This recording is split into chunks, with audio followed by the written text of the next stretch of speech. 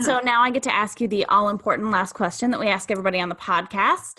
If you had one piece of advice to give to aspiring authors, what would it be? Besides the all-knowing, put your butt in the chair and write. That's what I'm doing. And if you're not putting your butt in the chair and writing, then there's probably fear or something you keeping from there. But I think where I wasted time in this 7-year process, looking back, it could have been done in 3, and it had to do with feedback.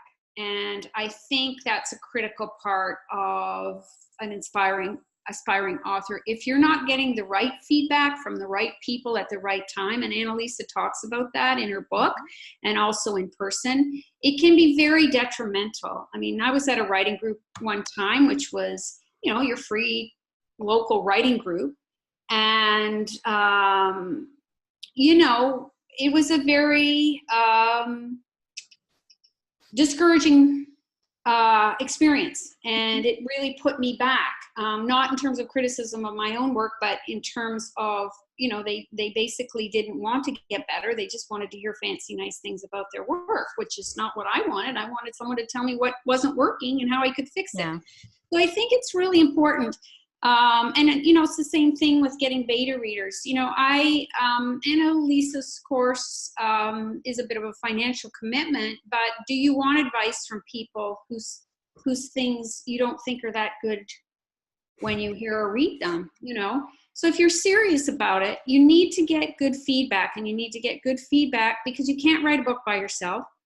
And when you're finished, you need someone to help you with it, to get the next draft out, and that means you need feedback from someone who knows what to say and when to say, not to discourage you, and also to help you make your product, your manuscript better. So that's what I would say. Just try and really watch the feedback you're getting and when you're getting it, because it can really waste a lot of time, and it can also be discouraging and keep you from really reaching the potential that you have. So, and that was one thing with Annalisa and the whole group.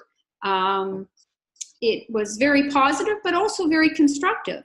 Mm-hmm. You don't care about positive feedback if it's not helping you improve.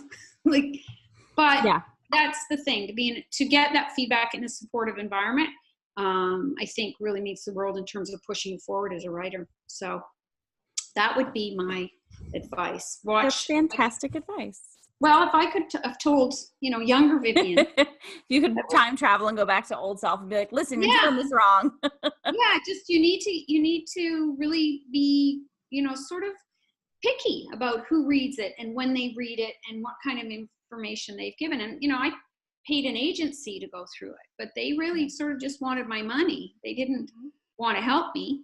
And it came out being nothing more than a copy edit, which was supposed to be a developmental edit. So there are pitfalls out there, and you need to do your research. And I was really happy to find the writing gym and find that that's was the help I needed to get this manuscript done. So